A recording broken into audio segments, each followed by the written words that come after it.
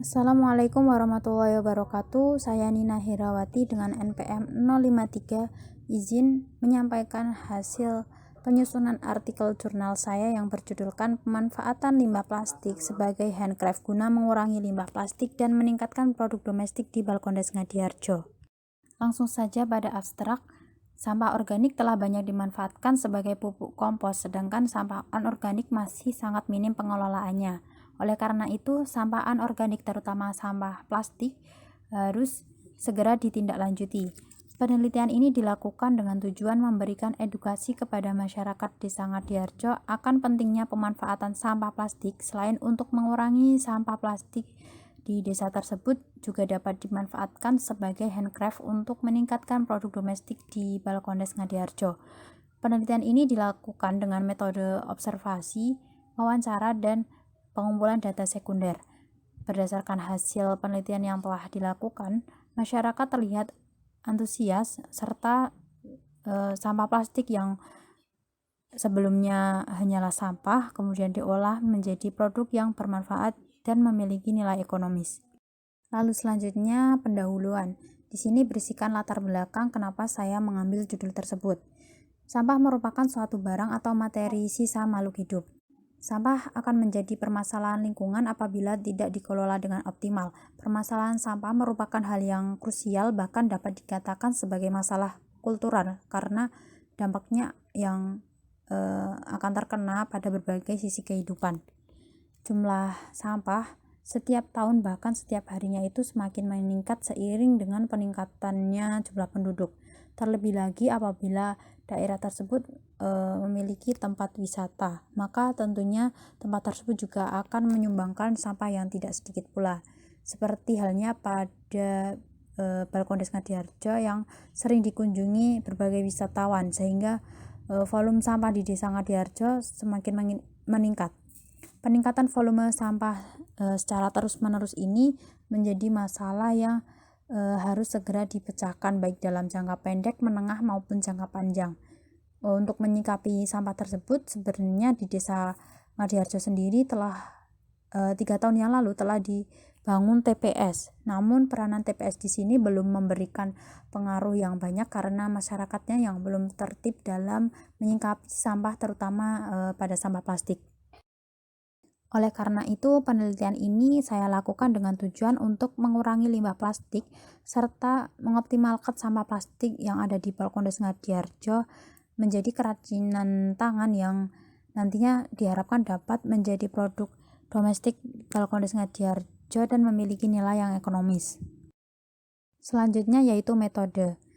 Di sini dalam mengumpulkan data saya menggunakan metode wawancara terhadap masyarakat sekitar, lalu observasi dan pengumpulan data sekunder. Data sekunder ini dapat diperoleh melalui buku, jurnal maupun artikel. Lalu berikut ini langkah-langkah yang ditempuh dalam pelaksanaan penelitian. Yang pertama, wawancara dan observasi. Ini saya laksanakan pada hari Sabtu tanggal 21 Mei tahun 2022 yang dilaksanakan di lokasi TPS Ngadiharjo dan di Balkondes Ngadiharjo, serta melakukan wawancara kepada masyarakat sekitar TPS dan petugas TPS serta kepada petugas kebersihan Balkondes Ngadiharjo. Lalu langkah selanjutnya yaitu melakukan analisis permasalahan dengan cara mengidentifikasi permasalahan berdasarkan hasil observasi dan wawancara yang telah dilakukan, lalu mencari solusi. Setelah mendapatkan solusi, kami melakukan sosialisasi sederhana terhadap masyarakat Ngadiharjo tentang pentingnya mengoptimalkan sampah plastik.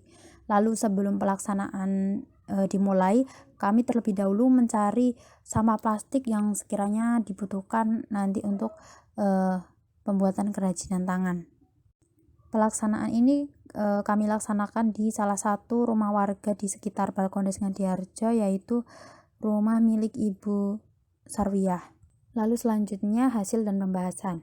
Plastik merupakan sumber daya yang masih dapat dimanfaatkan dalam jangka waktu panjang dan dapat digunakan berulang kali. Oleh karena itu, sampah plastik dapat dikreasikan menjadi karya kerajinan bernilai jual tinggi walaupun sebelumnya adalah sampah. Contohnya saja dapat dikreasikan menjadi tas, dompet, bunga hias, tumbler, dan lain sebagainya. Produk dari bahan sampah plastik dapat dikatakan mampu bersaing di pasaran apabila dikelola dengan optimal. Hal ini karena plastik sendiri memiliki beberapa keunggulan, diantaranya yaitu anti air. Produk yang berbahan plastik biasanya tahan terhadap air sehingga akan lebih awet. Lalu yang kedua itu ringan. Dengan sifat yang ringan, produk dengan bahan plastik akan lebih mudah dibawa dan lebih praktis. Yang ketiga murah. Lalu yang keempat lentur. Dalam artian mudah dibentuk dan dilipat sehingga produk dari bahan plastik ini dapat diolah menjadi berbagai macam benda. Lalu keunggulan yang terakhir itu ada bisa didaur ulang lagi. Dalam membuat satu vas bunga, langkah-langkah yang kami gunakan yaitu tentunya menyiapkan alat dan bahan.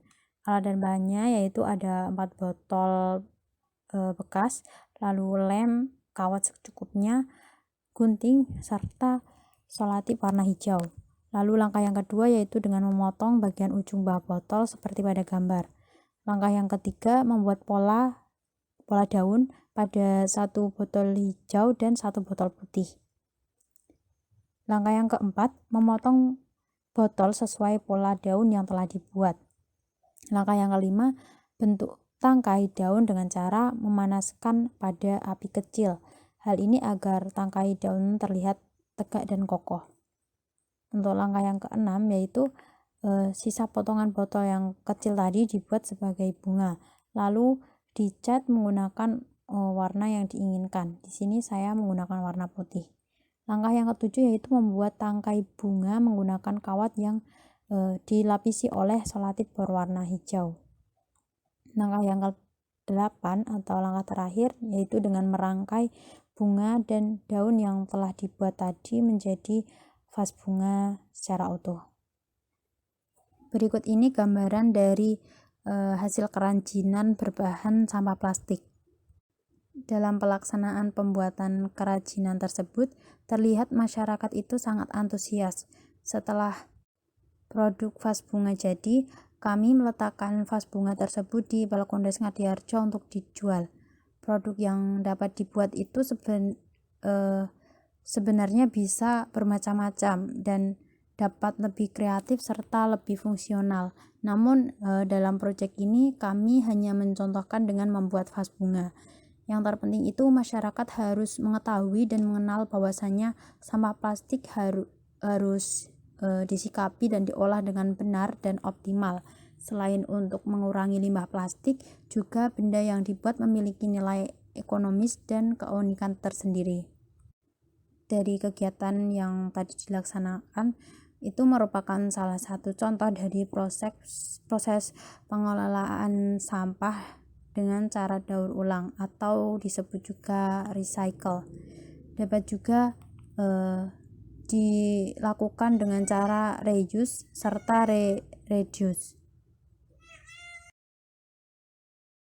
Selanjutnya yaitu kesimpulan. Sampah plastik menjadi salah satu permasalahan yang serius karena dampaknya akan terkena pada berbagai sisi kehidupan.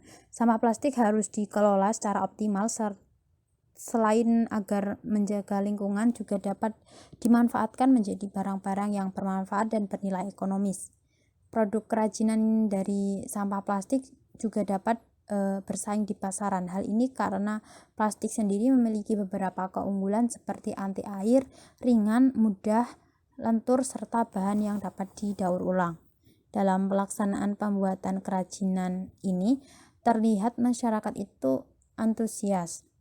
Dengan adanya sosialisasi ini diharapkan masyarakat Desa Ngadiharjo menjadi sadar bahwasannya sampah plastik itu harus disikapi dengan benar agar tidak menimbulkan pencemaran atau hal lain yang dapat merusak lingkungan. Lalu selanjutnya sebagai saran bagi peneliti di bidang terkait, sebaiknya produk yang dibuat itu lebih kreatif lagi. Masyarakat yang disosialisasikan itu juga sebaiknya lebih teratur dan terstruktur, atau jika perlu itu dengan membuat surat perizinan untuk diadakan sosialisasi terkait hal tersebut, serta sebaiknya menjelaskan bagaimana dampak akhir setelah dilakukannya penelitian tersebut. Lalu berikut ini beberapa daftar pustaka yang saya gunakan dalam mendukung penyusunan jurnal ini. Demikian yang dapat saya sampaikan, kurang lebihnya saya mohon maaf. Wassalamualaikum warahmatullahi wabarakatuh.